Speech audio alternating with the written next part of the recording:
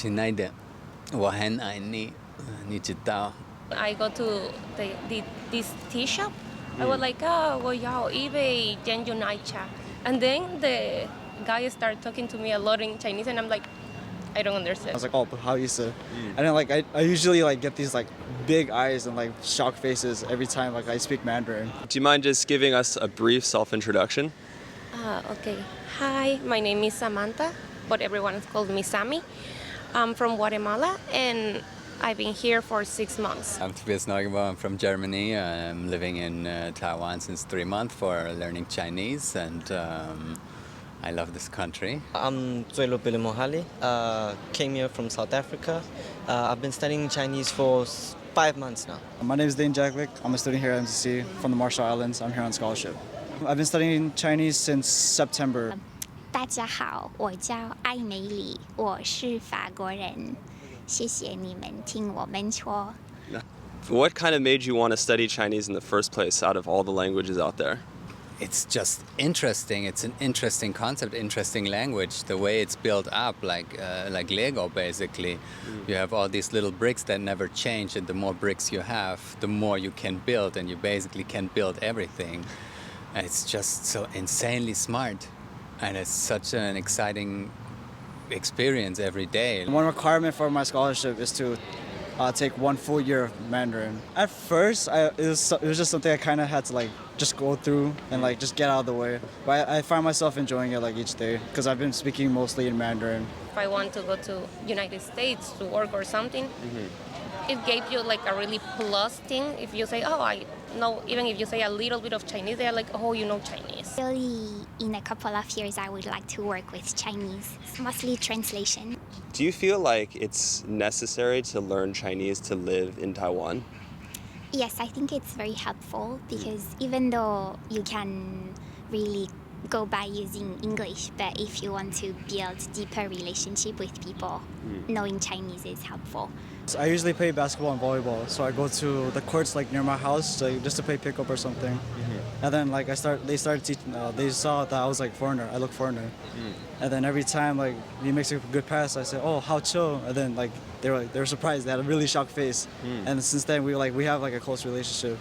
And like whenever they go play basketball, they usually message me, oh, 我们打算现在 like 打篮球，你要我们一起去吗? Here in Taipei, it's not really necessary because most of the places can understand you if you speak English. But some like restaurants, they don't speak English, so it's necessary like Chinese. It will open up job opportunities, of course, and personal opportunities in the long run. My landlord, at first, it was a bit of a cold relationship where it was just business. But then the more we contacted her in Chinese and spoke to her, she started being more friendly and started offering more advice. And then now every day we see her, we speak to her. She's kind of like family right now. And you feel like a lot of people are like stoked when you speak some Chinese? These high schoolers like on the train, I was like, oh, but how you say? And then like I usually like get these like big eyes and like shocked faces every time like I speak Mandarin. Really? It's especially like the younger people. When they hear like a foreigner speak, they're very impressed.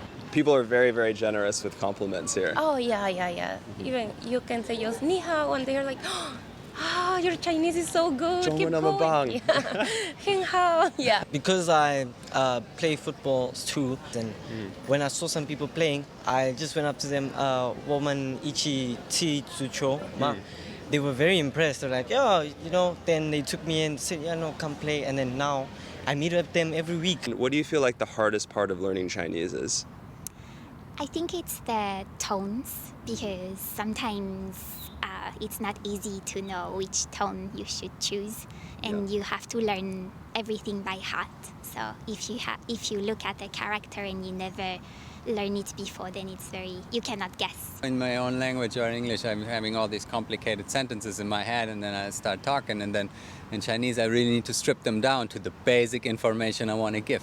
And then think about the character, the tones, the pinyin, and then make it sound natural and not mess up the structure at the same time. Have you had any moments where you're like, forget this, Chinese is just too hard? That is usually like after every big test, don't you think? After every like big every test. big test, and especially like the TOEFL, like the standardized like Mandarin test for foreigners. I feel like, why am I still learning? I should just like get out of here now. Like, yes, but no, because I like to learn Chinese. But then when I go out and someone talk to me in Chinese, I cannot understand. So I'm like, what's the nicest encouragement that you've heard from them so far? Like 你说的时候，我觉得你是台湾人。 oh yeah. Even if you say 谢谢, they are like, oh, your Chinese is really good. So they are nice with you. You like get a lot of appreciation for trying. You know, I mean, the conversations right now are like kind of a little flat. Things that are like kind of not really interesting to say, then you need to say them over and over again to practice. Then you need to find the right victim to do that. so you know, when you meet someone you really like, then you also, I often, or they also often, we switch to English or whatever language you want to speak because you would actually want to have a conversation. The ladies are very friendly, especially when you can speak the language. So it does open doors to opening such relationships. You could talk to maybe their parents if that ever happens in Chinese. I think that is also a good tool to impress the parents and the family. Do you feel like people from your country would be interested in dating here? Yeah, a lot of girls like Taiwanese boys Oh, or really? Asian boys. I've heard some foreign women say like Taiwanese men are like very caring. Have you experienced that yourself? Yeah, they are. Some of them are nice. In my house, where I stop the bus, there's like this family mart, and the guy is really nice. He always wave at me in the morning, like when I go out, he's like, hi, and one day he gave me an ice cream. He was like, do you want an ice cream? And I was like, oh, thank you, and he just gave it to me, and so he's nice. But hasn't given you his number or his line or anything? No. Nothing like that yet? No. So you mentioned your relationship. Is that why you came out here? Were you with a partner? Yeah, I have a wonderful woman. She's Taiwanese, exactly. Okay. So that is a huge reason why I would love to be here, of course. So you guys met in Germany?